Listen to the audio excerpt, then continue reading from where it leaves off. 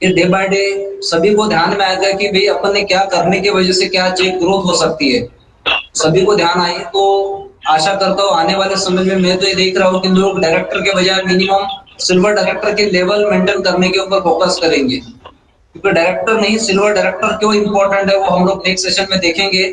क्योंकि yellow B के साथ में हमारा ट्रैवल फंड बढ़ चुका है, येलो बी बढ़ चुकी है, जिसकी वजह से सिल्वर डायरेक्टर भी आप इजीली 40,000 का चेक ले सकते हो। दो लाइन येलो भी, दो यानी एक ही लाइन में हम लोग दो लोगों को येलो भी अचीव करवा देते हैं तो करीब करीब 40,000 का चेक इजी गोइंग में आने लग गया सिल्वर पे भी। इतना बड़ा इंप्रूवमेंट अभी इस बिजनेस में अभी जो नया चेंजेस आया है इसमें से मिला। साथ साथ में ग्राउंड लेवल पे भी बहुत अच्छा रिस्पांस मिला, टॉप लेवल पे भी अच्छा रिस्पांस मिला, यानी हर जीरो से लेके हीरो तक हर लेवल पे अच्छी तरह से इंप्रूवमेंट दिखा बिजनेस की वजह से। तो आशा करते हैं हम लोग आगे ऐसे ही डे बाय डे काम करेंगे और जो भी इंप्रूवमेंट मिलेगा, जो भी नया नया चेक का हाइट्स अपना ही टारगेट अपन खुद को ही बेट करेंगे, इसके ऊपर ध्यान देंगे हम लोग, क्योंकि अपना टारगेट अपने को ही बेट करना है, इसके ऊपर फोकस करना बहुत इंपॉर्टेंट होता है हमारे लिए। और यही चीजें आपको भी करना है। ऑलरेडी एग्री का सीजन चल रहा है, एग्री में काफी अच्छा ग्रोथ मिल रही है।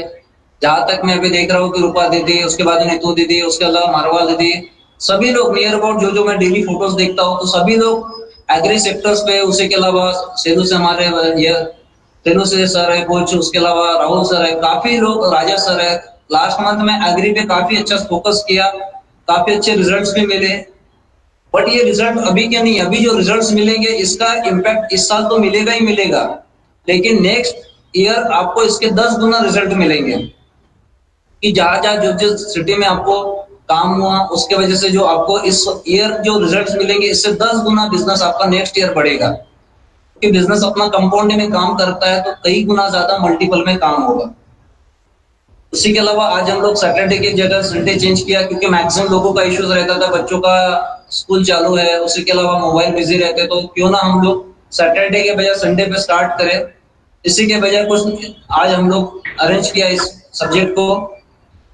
हर वीकली हम लोग कुछ ना कुछ नया सब्जेक्ट लेके आते हैं, एक 30-40 मिनट की हमारी मीट भी हो जाती है, साथ साथ में हमारी बातें भी हो जाती है, शेयरिंग भी हो जाते हैं, कुछ नई पुरानी बातें रिमाइंड हो जाती। ऐसे ही बातों के लिए हम लोग आज यहाँ पर कनेक्ट हुए। कि बोलते हैं लोग अधूरा ज्ञान खतरे खतरा है जान, अधूरा ज्ञान खतरा है जान। किसी भी चीज का हम लोग अगर ज्ञान पूरा नहीं लेते और अधूरा लेते तो 100% हम लोग लोगों की कहीं कहीं बातें में आ जाते हैं, और इसी के वजह से कहीं ना कहीं हम लोग मैक्स टू मैक्स लोग पीछे रह जाते हैं। ऐसा ही नेटवर्क मार्केटिंग में हम लोगों को साथ में होता है, बहुत से लोग मैक्स टू मैक्स लोग इस फील्ड के नहीं होते, कुछ ना कुछ, कोई जॉब वाला, कोई हाउस वाइफ कुछ होते हैं। जैसे आपने देखा होगा लॉकडाउन में जिन जिन लोगों ने एजुकेशन लिया 3 महीने, आज उनको किसी भी बातों का कभी टेंशन नहीं रहता इसने ये बोला वो बोला, क्योंकि नॉलेज ले चुके, अधूरा ज्ञान नहीं पूरा ज्ञान लिया। भाई प्रोडक्ट कैसे काम करता, बिजनेस कैसे काम करता, कैसे हमें आगे जाना है, उसके अलावा लोग कैसे आगे गए, उनको क्या दिक्कतें गई। तो हमें ज्ञान अगर पूरा ले लिया तो हमें खतरा कुछ नहीं रहता, हम लोग खुद के ऊपर सबसे बड़ी कॉन्फिडेंस बढ़ जाता। क्योंकि बाकी सब चीजें छोड़ो, हमारा खुद का खुद के ऊपर कॉन्फिडेंस होना बहुत इंपॉर्टेंट होता है। तो इस बिजनेस में अगर हमारा खुद का कॉन्फिडेंस अगर बढ़ गया बिजनेस के प्रति, तो कोई कुछ भी बोले किसी का भी हमें इम्पैक्ट नहीं आता है। तो ऐसा ही चीजें हमें आज ध्यान देना है। तो आज का सब्जेक्ट रहेगा हमारा गरीबपुर टू अमीरपुर, क्योंकि मैं भी एक गरीब व्यक्ति था और मुझे अमीरपुर की ट्रेन में बैठना था, उस रास्ते से मैंने जाने की कोशिश किया, और इसी के ऊपर हम लोग आज बात करेंगे। तो हमें जाना है, हमारी जो ट्रेन है हमारी गरीबपुर की ट्रेन है, और गरीबपुर के ट्रेन के साथ में हमको चलना है अमीरपुर के ऊपर। तो उस ट्रेन का जो भी है वहां से स्टार्ट होती है हमारी एक नॉर्मल व्यक्ति नॉर्मल लाइफ जीते रहता, उसकी एक्सपेक्टेशन क्या है कि जैसे मैं सर्विस क्लास का व्यक्ति था, सर्विस क्लास के व्यक्ति की मेरी सोच क्या थी कि 1 तारीख को सैलरी हो जाए, 5 तारीख तक मेरी सैलरी खत्म हो जाती थी, 25 दिन मेरे को मेरे लेवल पे चलता था। क्योंकि सब कुछ चलता है हमारा जरूरतों के अनुसार ही काम चलता है, गरीब कुल बोलो तो खा पी के सुखी, बस उससे ज्यादा की सोच हमारी नहीं होती। मेरी भी वही चीज थी, भाई अपना 2 टाइम का रूटीन चलता है, हो गया बस, एक्स्ट्रा की सोच नहीं, एक्स्ट्रा का कुछ सोचना नहीं है। तो ऐसे ही हमारी ट्रेन, ऐसे ही हमारा रूटीन चलता था। तो मैक्सिमम लोग जब ये स्टार्ट करते हैं, किसी भी नेटवर्क मार्केटिंग के बारे में बताया जाता, उसको नॉलेज दिया जाता, तो सबसे पहले उसको बड़ी खुशी हो जाती है और वो बोलता है कि अब मैं स्टार्ट करूंगा। तो स्टार्ट करते वक्त वो क्या करेगा, जैसे ही उसको बताया जाता बड़ा खुश हो जाता, बड़ा बोलते कि मैं करूंगा, स्टार्ट हो जाता। टिकट तो हर व्यक्ति कटा लेता, बोलता है मैं ज्वाइन हो जाऊंगा। हर व्यक्ति टिकट कटा लेता, लेकिन टिकट कटाने से कुछ नहीं होता। टिकट कटा लिया तो उसको जो मंजिल थी कि अमीरपुर जाना है, तो वो मंजिल पे पहुंच नहीं पाता। तो सिर्फ टिकट कटाने से कुछ नहीं होता, टिकट कटाने के बाद में उसका जो प्रोसेस है आगे का, वो प्रोसेस में हमें जाना बहुत इंपॉर्टेंट है। इसी की वजह से आपने देखा होगा इस ट्रेन में जब शुरुआत करते तो शुरुआत में इतनी भीड़ लग जाती कि अपने को खड़ा रहने के लिए भी जगह नहीं बचती। आज आपने भी देखा होगा बहुत से लोग बोलते कि सर मेरे टीम में 500 लोग है, काम एक भी नहीं करता। मेरे टीम में सर 1000 लोग है, काम एक भी नहीं करता। उनको कैसे समझाए, कैसे काम करवाइए, हमारा सब लोगों का दिक्कत है मैक्सिमम। तो हमारी जो ट्रेन है, ट्रेन में शुरुआती दौर पे क्या होता है, बहुत लोग बैठ जाते हैं, इतने भीड़ बढ़ जाती है, और भीड़ की वजह से पता ही नहीं पता। अपने को तो लगता है कि यार इतनी सारी भीड़ बढ़ रही है, लेकिन मैं अमीरपुर पहुंच क्यों नहीं रहा। लेकिन होता ऐसा कि यहाँ से गरीबपुर से अमीरपुर पहुंचते पहुंचते बीच में से पता चलता कि इतने कुछ स्टेशन आते हैं, वो स्टेशन के बीच बीच में कुछ लोग उतर जाते हैं, कुछ लोग को भीड़ अपने आप कम हो जाती है। और जब वो भीड़ कम हो जाती है तो पता चलता है कि अमीरपुर जाते जाते लोग लोग आराम से सो के जा सकते हैं। रिजर्वेशन क्या है, एक एक डब्बे में एक एक आदमी बैठ सकता, इतने भीड़ कम हो जाती। अभी भीड़ बीच में क्यों कम हो जाती है, किस वजह से, कहाँ गायब हो जाते हैं, बीच में के लोग कहाँ गए, सोते सोते क्यों जाने पा रहे हैं, इतनी जगह क्यों बनी बीच में गरीबपुर से अमीरपुर जाते जाते, उसके बारे में हम लोग जानेंगे। ये बहुत इंपॉर्टेंट है। मैक्सिमम 25% लोग आपने देखा होगा कि जो टिकट तो निकाल लेते, लेकिन 25% लोग ऐसे होते हैं जो ट्रेन में चढ़ते ही नहीं। यार जाने देना, क्या करना है, मैं तो अब भाई ने बता दिया ज्वाइन कर लिया, बहन ने बता दिया ज्वाइन कर लिया, चल ठीक है प्रोडक्ट ले लिया मैंने, कर लिया। बट उसके सपने ही नहीं, ड्रीम ही नहीं है, तो वो क्या करेगा, वो ट्रेन में चढ़ेगा ही नहीं। और ऐसे कुछ लोग ऐसे होते हैं जो ट्रेन में चढ़े ही नहीं होते, लेकिन जगह पर बैठे बैठे बताते थे हाँ मैंने किया था, मैंने वो स्टिच किया था, मैंने वो कंपनी किया था, मैंने फलाना किया था, मैंने ढिमका किया था, मैं तो रिजल्ट ही नहीं मिले, मेरा तो काम ही हुआ, मैं तो पैसे ही नहीं कमाया। कुछ लोग ऐसे होते हैं, क्योंकि उन लोगों को, ऐसे लोग होते हैं जो अपने पड़ोस में सर्दी हो जाती तो भी इसे सर्दी हो जाती। जैसे आपने देखा होगा अभी कोरोना का माहौल चालू है, मैंने देखा नहीं, कहीं सुना नहीं कि वेस्टिज के इतने सारे डिस्ट्रीब्यूटर से किसी एक भी व्यक्ति को कुछ भी इन्फेक्शन हुआ या कभी उसको क्वारंटाइन करना पड़ा। लेकिन कुछ लोग ऐसे हैं कि घर में बैठे बैठे टीवी की न्यूज देखते देखते आधे बीमार हो चुके। ऐसे ही लोग बोलते हैं कि ये चीज हुई वो चीज हुई, क्योंकि इनको जगह पर बैठे होते हैं, ये लोग कभी भी कोई चीज का एक्सपीरियंस लेते नहीं है। तो 25% लोग ऐसे ही होते हैं जो ट्रेन में चढ़े नहीं होते हैं, बट फिर भी जगह पर बैठे बैठे बता देते हैं कि हाँ मैंने भी टिकट निकाला था, मैंने भी ज्वाइन किया था, मैंने भी देखा था, मैंने भी सुना था, बट मैंने वो किया ही नहीं, तो उसको आगे का एक्सपीरियंस उसे होता ही नहीं हो, बट वो जगह पर बैठे बैठे बातें बता रहे थे। कुछ लोग ऐसे होते हैं कि जो ट्रेनें चढ़ तो जाते हैं, बट बहुत सारे लोग गलत ट्रेन में चढ़ जाते हैं। क्योंकि आपने देखा होगा ट्रेन जब स्टार्ट होती है तो आपको पता होगा कि स्टेशन पे बहुत सारे ट्रेन खड़ी होती है। आपको अगर सोचिए कि वही बर्दाश्त नागपुर से मुंबई जाना है, बट आप अगर हैदराबाद के ट्रेन में बैठ जाओगे तो आप मुंबई का मुकाम आप पहुंच नहीं पाओगे। बहुत से लोगों का ऐसा ही होता है, स्टेशन में बहुत सारी ट्रेनें खड़ी है, उसे पता ही नहीं कौन से ट्रेन में बैठना है, कहाँ जाना है, तो वो कभी भी अपने मुकाम पे पहुंचेगा नहीं। ऐसे ही कुछ लोगों का है, मार्केट में बहुत सी कंपनियां है, बहुत से प्लेटफॉर्म है, उसे पता ही नहीं कहाँ पर जाना है, मुझे कौन सी चीज पे क्या करना है। तो आप क्या होगा, आपको अगर वो चीज का नॉलेज होगा कि भाई मेरी ट्रेन कैसे जाएगी, मेरे ट्रेन का ड्राइवर कौन है, मेरे ट्रेन की सिचुएशन क्या है, मेरे ट्रेन में क्या क्या होगा, ये सब चीजें अगर आपको पता होगा तो स्टेशन पे काफी सारी ट्रेनें खड़ी रहेगी, मार्केट में बहुत सी कंपनियां रहेगी, बहुत से ऑप्शन रहेंगे, लेकिन आपको क्लियरली पता है कि आपको जाना कहाँ है, आपका विजन क्लियर है, आपका ड्रीम क्लियर है कि मुझे इसके माध्यम से क्लियर होगा।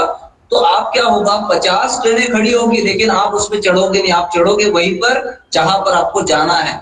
इसी वजह से, क्योंकि जाना सब जगह है, ट्रेनें सभी जगह चलेगी, कोई हैदराबाद जाएगी, कोई मुंबई जाएगी, लेकिन आपको जाना कहाँ है।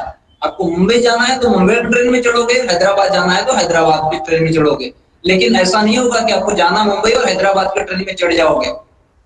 ये गलती कब होगी, जब आपको पता नहीं होगा, लेकिन आपका विजन क्लियर है, आपका ड्रीम क्लियर है, तो कितनी भी ट्रेनें खड़ी रह जाए आपको उसके लिए कभी भी दिक्कतें जाएगी नहीं, क्योंकि आपको पता है आपको जाना कहाँ पर है। आज मार्केट में आपने देखा होगा, सबसे बड़ी बात तो नेटवर्क मार्केटिंग का युग आ चुका है। इसमें बहुत सी ट्रेनें खड़ी है। मैक्सिमम देखा होगा 70% तो लोग तो आज मार्केट में गलत ट्रेनों में चढ़े हुए हैं, और इसी की वजह से जब उनको तकलीफें जाती तो कहीं ना कहीं वो लोग फिर बाद में चिल्लाते रहते कि ये चीज खराब है, ये चीज गलत है, ये चीज में जाना नहीं चाहिए। मार्केटिंग तो खराब ही होता है, क्योंकि 70% लोग डिसीजन ही गलत लेते। कभी कभी वो बार बार ट्रेन चेंज करते रहते, इसी वजह से मार्केट में वैल्यू खत्म हो जाती। कभी यहाँ दिखेंगे, कभी वहां दिखेंगे, कभी हैदराबाद, कभी दिल्ली, कभी मुंबई, तो उनकी वैल्यू भी खत्म हो जाती है। यही चीजें 70% लोगों के साथ में होते हैं। 30% लोग जो होते हैं मार्केट में, वो सही ट्रेन में चढ़ते हैं, बट सही ट्रेन में चढ़ने के बाद में भी होता ऐसा कि वो प्रॉपर तरीके से क्या करना है, वो सही जगह है, बट उसमें से कहाँ जाना है, कौन से मुकाम आएंगे, बीच में के स्टेशन कौन से है, वो स्टेशन का ही पता नहीं होता उनको। इसी वजह से लास्ट में गरीबपुर से अमीरपुर पहुंचते पहुंचते 5% लोग बचे होते हैं, 95% लोग अपने आप खत्म हो जाते हैं। 70% लोग गलत ट्रेन में चढ़ने की वजह से खत्म होते हैं, और बचे हुए 30% में से 25% लोग उस मुकाम में स्टेशन आते आते उनको जो दिक्कतें जाती है वो दिक्कतों में से खत्म हो जाते हैं, और 5% लोग आराम से सोते जाते हैं।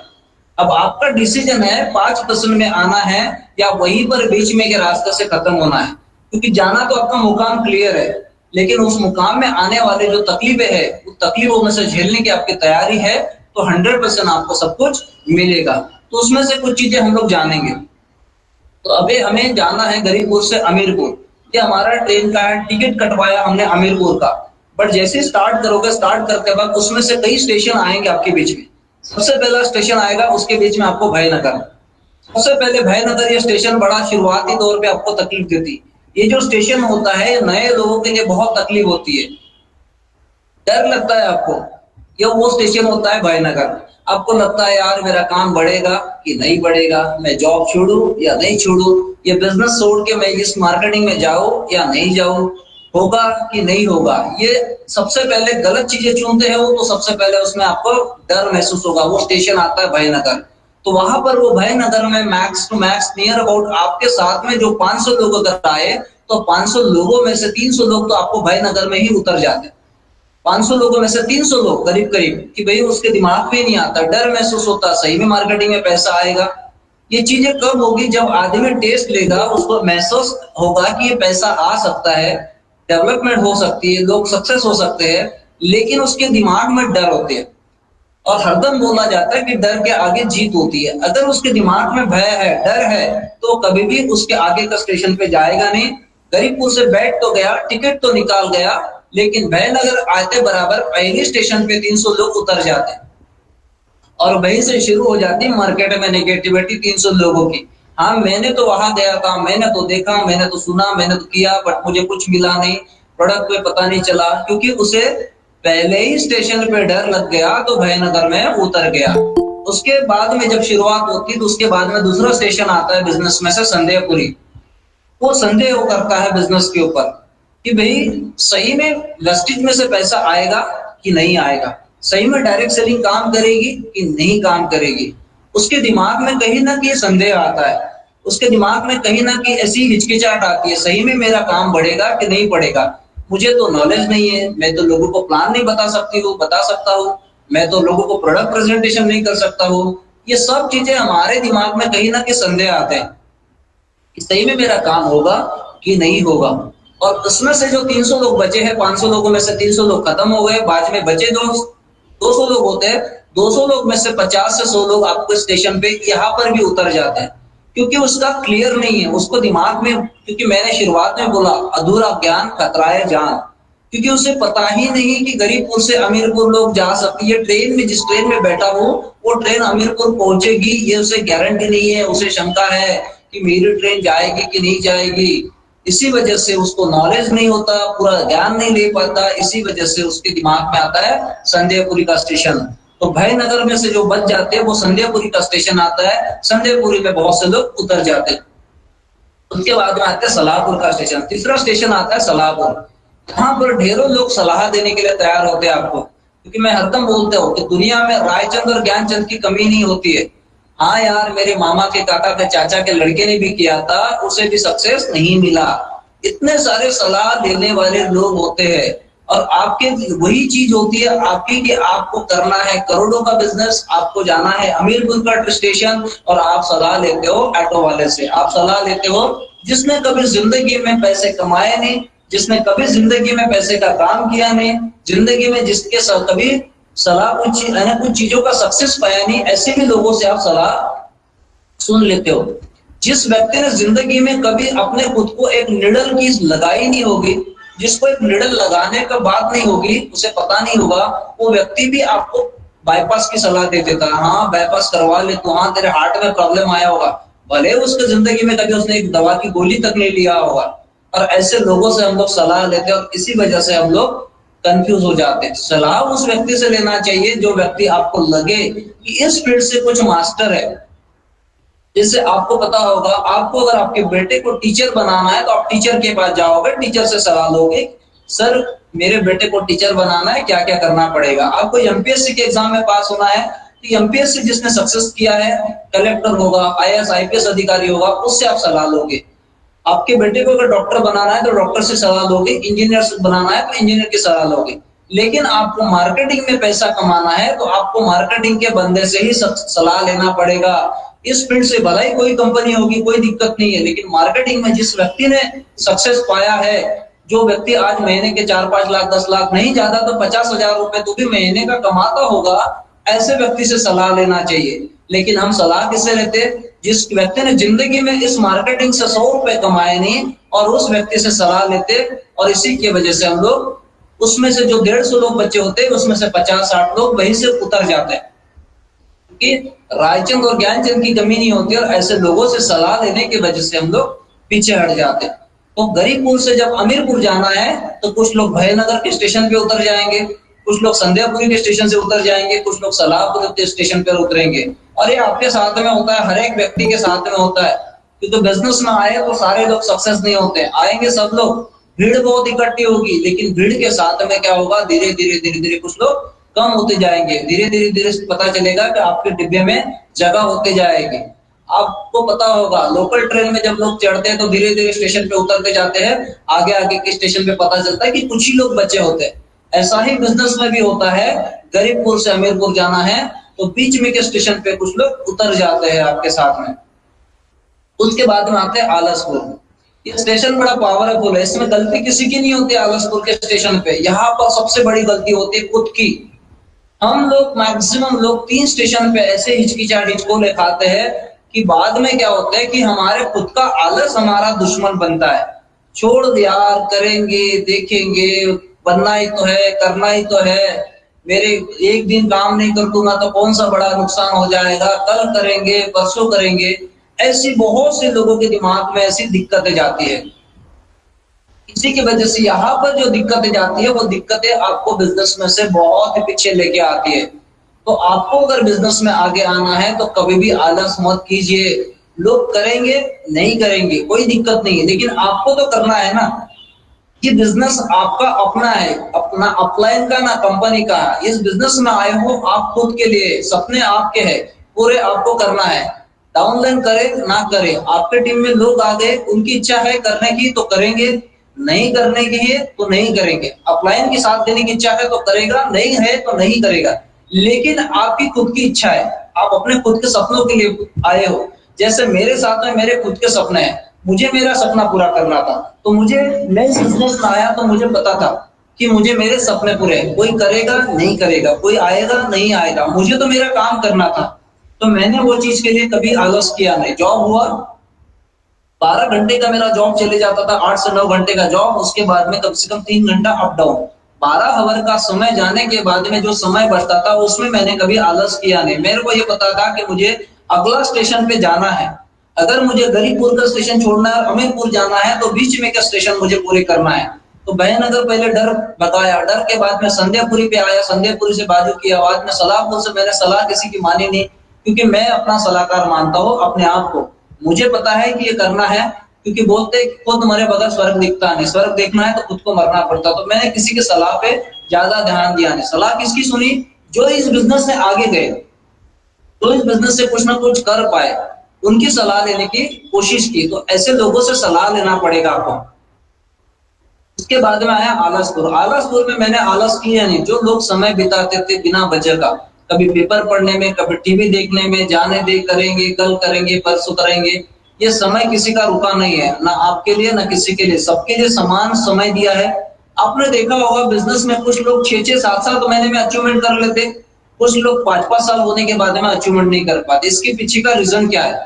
आपने 3 स्टेशन तो पार कर लिए, लेकिन उसके बाद में आलसपुर में आप अटक गए। वहां पर आप आलस करते हो, कल करोगे, कल करोगे, परसों करोगे, बाद में करोगे। कल परसों कभी नहीं आता, आज आने आज, रिजल्ट अगर आज आ गया तो आज ही निकालना है आपको। तो आप इस स्टेशन के ऊपर बहुत ज्यादा फोकस करना है, क्योंकि आपको पता है आम के 500 लोगों में से करीब करीब 350 लोग या से 400 लोग यहाँ तक आपके निकल चुके हैं, और स्टेशन पे आने वाले स्टेशन पे बहुत कम कम लोग बचने वाले हैं। तो आपको इस स्टेशन से आगे जाना है तो आपको अपने आप का आलस हटाना पड़ेगा, मेहनत करने की तैयारी रखना पड़ेगा। कौन क्या बोलेगा वो सब्जेक्ट बाजू रखना पड़ेगा, बस आपको काम करना है। तो वो चीज लगातार कंटिन्यूटी में आना पड़ेगा। 2 घंटे करो चाहे 3 घंटे करो, थोड़ा समय करो चाहे ज्यादा समय करो, लेकिन वहां पर आपको आलस नहीं करना है, लगातार करना है। रिजल्ट आएगा नहीं आएगा ये आप बाकी की काम ऊपर वाले पे छोड़ दीजिए, मेहनत करना आपका काम है, रिजल्ट निकालना आगे का प्रोसीजर है। लेकिन आप सोचोगे कि रिजल्ट नहीं आ रहा, काम नहीं हो रहा, काम नहीं बढ़ रहा, तो कहीं ना कहीं गलतियां हमारी खुद की होती है। मैंने अगर कुछ नहीं कर पाया, मैं अगर सक्सेस नहीं हो पा रहा, तो कहीं ना कहीं हम लोग दूसरे किसी और को दोष देने के बजाय हम अपने आप को दोष दे सकते हैं कि मेरी कहाँ गलती हो पा रही है। लोग अगर पैसे कमा रहे तो मैं ही नहीं कमा पा रहा, तो मेरी कहाँ गलती होगी, वो गलतियों को ढूंढना पड़ेगा। तो आप ये दिमाग से ठान लीजिए कि आपके ट्रेन में बैठने वाले लोग जयनगर में भी उतरेंगे, संध्यापुरी में भी उतरेंगे, सलाहपुर में भी उतरेंगे। उसके बाद में आलसपुर में अगर उतर रहे हैं तो वहां पर सबसे बड़ी गलती होगी आपकी खुद की, क्योंकि आप वो चीज पे ध्यान दे नहीं रहे हो, इसलिए आपको दिक्कतें जा रही है। उसके बाद का स्टेशन आएगा होशियारपुर। ये बहुत पावरफुल स्टेशन होगा, और यहाँ पर नियर अबाउट बच्चे पे मैक्स टू मैक्स लोग उतर जाते हैं। ये होशियारपुर स्टेशन होता है कि मुझे बहुत आता है, इसको बोलते हैं एमबीए। एमबीए वाले लोग होते हैं जिसको बोलते हैं मुझे बहुत आता है, इसको बोलते हैं एमबीए, मुझे बहुत आता है। तो ऐसे होशियारपुर के स्टेशन में भी बहुत लोग उतर जाते हैं। यार मैं ना, मुझे तो मेरा अपलाइन अपलाइन जो बताता है ना, ऐसी फालतू बातें बताते, उसका कुछ ना कुछ काम होगा इसलिए मुझे समझा रहा है। तो होता ऐसा है कि यहाँ पर आते आते हर व्यक्ति अपने आप में लीडर मानने लगता है। कुछ लोग नेचुरली लीडर होते हैं और कुछ लोग मानने लग जाते हैं। होने में और मानने में बहुत बड़ा फर्क होता है, और ये स्टेशन बहुत घातक परिणाम देता है होशियारपुर में। तो आपको यहाँ पर होशियार बनना नहीं है। होशियार बनो, बिजनेस के रिलेटेड बनो, अपने काम के प्रति बनो, लेकिन बिजनेस से बाहर हम लोग दिमाग लगाते हैं। मैक्स टू मैक्स लोग अपना बिजनेस कैसे होता है, अपना काम कैसे बढ़ता है, उसके ऊपर फोकस कम लगते हैं। बाजू वाले का बिजनेस कैसे बढ़ रहा है, उस व्यक्ति का बिजनेस कैसे बढ़ रहा है, उस कंपनी का काम कैसे चल रहा है, दूसरे का बिजनेस कैसे चल रहा है, वो चीजों पे ज्यादा फोकस होता है। हमारा हमारे काम के ऊपर फोकस कम, बाकी बातों पे फोकस ज्यादा होता है। और ये लोग होते हैं होशियारपुर वाले, और मैक्सिमम लोग यही चीज की वजह से नुकसान में आते हैं। हमें हमारे काम के ऊपर फोकस करना होता है, लेकिन वहां हमारे काम के ऊपर फोकस करने के बजाय हम बाकी चीजों पे फोकस करते हैं। इसी के वजह से मैक्सिमम लोग होशियारपुर के स्टेशन आते आते उतर जाते हैं। उसके बाद का स्टेशन होता है अमीरपुर, और अमीरपुर में मैक्सिमम लोग 5% लोग पहुंच जाते, जो आज की डेट में एमएलएम नेटवर्क मार्केटिंग के इंडस्ट्रीज में बहुत बड़ा पैसा कमा रहे हैं। कि मैं जहां तक मानता हूं, गरीबपुर से अमीरपुर ले जाने के लिए, यानी गरीब से अमीर आदमी बनाने के लिए, अमीर आदमी अमीर तो बन जाएगा, उसके पास ढेरों रास्ते, लेकिन गरीब आदमी को अमीर बनाने के लिए network marketing, direct selling industries is one of the best business बोल सकते हैं। ये एक बैटल फील्ड है, और बिजनेस मार्केटिंग का जो बिजनेस होता है एक वार होता है। ये जो बीच में का स्टेशन होता है वहां पर जो दिक्कतें जाती है, तो वहां पर ये दिक्कतें हमें जो अलग अलग स्टेशन आते हैं उस स्टेशन को हमें पार करना है, इसको समझ के लेना है। जो सक्सेसफुल व्यक्ति है उनसे समझ के साथ में जाना है। इसी के वजह से आप लोग अमीरपुर पहुंच जाओगे। तो दुनिया में जितने भी होंगे, चाहे आप देखोगे अभी जो ट्रम्प है अमेरिका का राष्ट्रपति हो, चाहे बिल गेट्स लीजिए, चाहे और भी कोई लीजिए, दुनिया के बड़े से बड़े व्यक्ति लीजिए, उसी के अलावा हमारे वेस्टिज से जो सिद्धार्थ सर है, ऐसे कई लोग मिलेंगे जो आज आपको पता होगा इस स्टेशन को पार करके ही अमीरपुर पहुंचे हैं। उन्होंने क्या किया, बीच में के स्टेशन को छोड़ा और वहां पर आगे बढ़े। ये बिजनेस आपका अपना है, आपका खुद का है, अपना बिजनेस मानिए आप। मैक्सिमम लोग अपलाइन का या डाउनलाइन का बिजनेस मानते हैं, आप अपना खुद का बिजनेस नहीं मानते हो। जो व्यक्ति अपना खुद का बिजनेस मानते हैं वो बराबर अपने अपने स्टेशन जहां जहां दिक्कतें आती है वो स्टेशन छोड़ देता है और आगे के स्टेशन पे चले जाता है। तो आप अपना डिसीजन लीजिए कि गरीबपुर से अमीरपुर जाना है तो वहां पर हमें जो दिक्कतें आने वाली है वो स्टेशन को छोड़ना है और आपको आगे बढ़ना है। यहाँ पर छोटा सा प्रेजेंटेशन था क्योंकि मैं ज्यादा समय हरदम 30 से 40 मिनट का प्रेजेंटेशन रखता हूँ तो उसमें से हमें जानते हैं। एक छोटी सी स्टोरी जानते हैं हम लोग। मेरे पास में मिस्टर ए, मिस्टर बी और मिस्टर सी ऐसे 3 लोग हैं। 3 लोगों को मैंने कुछ ना कुछ एक रास्ता बताया। वो उसमें से उन लोगों में से आप खुद भी हो सकते हैं। उनको एक जंगल का रास्ता दिया है और 3 लोगों को एक जंगल का रास्ता पार करके जाना है और तीनों को बताया कि रास्ता जंगल इतना घना जंगल है कि जो दिख रहा है वैसा दिख रहा है वैसा जंगल नहीं है। उस जंगल में ढेरों प्राणी भी है, उसमें बड़े बड़े बिच्छू कौवे जो भी है, अलग अलग प्राणी, शेर से लेके सब कुछ है उस जंगल में। तो जब तीनों लोगों को जब ये रास्ता बनाया, तीनों की कंपटीशन लगाई, आप भी बताना मुझे कि आपको क्या डिसीजन लेना है। तो 3 लोगों को रास्ता बताया गया। तो सबसे पहले एक व्यक्ति और ये भी बताया गया ये जंगल जो पार करके जाएगा उस व्यक्ति को जंगल के बाहर निकलने के बाद में करीब करीब 1 करोड़ का इनाम मिलेगा। लेकिन जैसे ही बताया गया ये सब चीजें, जब जंगल का घना रास्ता पता चला तो उसमें से मिस्टर ए व्यक्ति ने पहले ही क्विट कर लिया। वो बोलता है कि मेरी जान बहुत इंपॉर्टेंट है, मैं इस रास्ते से जाऊंगा नहीं। उसके बाद में 2 लोग बचे, मिस्टर बी और मिस्टर सी। मिस्टर बी और मिस्टर सी दोनों ने कंपटीशन में हाथ देने की कोशिश की और दोनों रास्ते से निकले। लेकिन जैसे ही मिस्टर बी थोड़ा आगे गया, रेतीला रास्ता था, पत्थर थे, उसमें बहुत जगह उस पर ठोकर लगी। कुछ समय के बाद में जंगल में जंगली जानवरों की आवाज भी आई। लेकिन ऐसे करते करते थोड़े समय के बाद फिर से उसको ठोकर लगी तो मिस्टर बी ने अगेन क्विट कर लिया और मिस्टर बी फिर से रिटर्न आके अपने रास्ते पे निकल गया। कुछ समय के बाद में मिस्टर सी अपने रास्ते से निकल गया, लेकिन थोड़ा सा घना जंगल जाने के बाद में फिर से उसको पूरा रास्ता मिला। थोड़ा सा जंगल पार करना पड़ा, लेकिन कुछ समय के बाद में बहुत अच्छा रास्ता भी मिला और मिस्टर सी अपना रास्ता पार करके गया और उसके 1 करोड़ रुपए इनाम मिला। तो आप खुद अपने दिमाग में सोचिए कि mister A, mister B, mister C, ये 3 लोगों में से सबसे बड़ा नुकसान किसका हुआ, किस व्यक्ति ने किया। ये चीजें आप जो भी है चैट बॉक्स में लिख के भेज दीजिए, उसका आंसर आपके ध्यान में आएगा। फिर मैं उसका आंसर भी बताऊंगा कि भाई मिस्टर ए ने किस वजह से अपना खुद का कितना बड़ा नुकसान किया, मिस्टर बी ने कैसा नुकसान किया और मिस्टर सी ने कैसा नुकसान किया। गए तो रास्ता तो तीनों ने चुनने की कोशिश किया, लेकिन एक व्यक्ति ने बहुत जल्दी क्विट कर लिया, एक व्यक्ति ने थोड़े समय के बाद में और एक व्यक्ति ने उसमें सक्सेस पा लिया। ये चीजें हर एक व्यक्ति के साथ में होती है।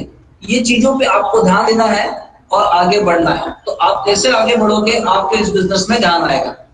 सेशन साथ साथ में मैं एक छोटी सी स्टोरी अगेन नेटवर्क मार्केटिंग से रिलेटेड सुनाना चाहता हूँ कि नेटवर्क मार्केटिंग में क्या काम होता है।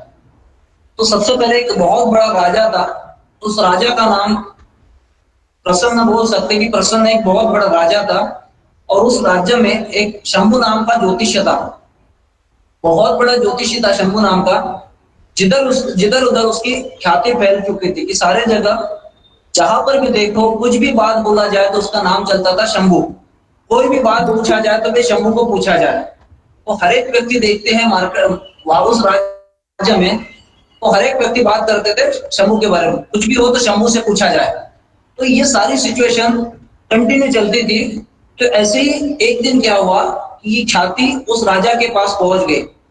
तो राजा के पास जैसे ही पहुंच गए तो राजा अपने दीवान जी को बोलता है कि हमारे राज्य में एक बड़ा एक काम करना है।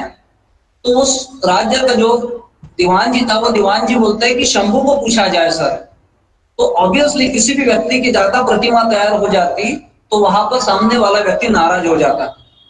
जैसे नेटवर्क मार्केटिंग में बहुत से लोगों के दिमाग में आता है कि मेरी डाउनलाइन अगर बढ़ गई तो मेरा नुकसान होता है, मैं पीछे रह जाऊंगा, मैं तो अभी सिल्वर ही हूँ और मेरे नीचे का व्यक्ति क्राउन डायरेक्टर बन गया तो हम सोचते हैं कि नीचे वाला व्यक्ति आगे जाना नहीं चाहिए, और इसी के वजह से बहुत से लोग नुकसान में आते हैं बिजनेस में से। बट हमारे बिजनेस में भी ध्यान देना है, और ये स्टोरी पे भी ये लागू होता है।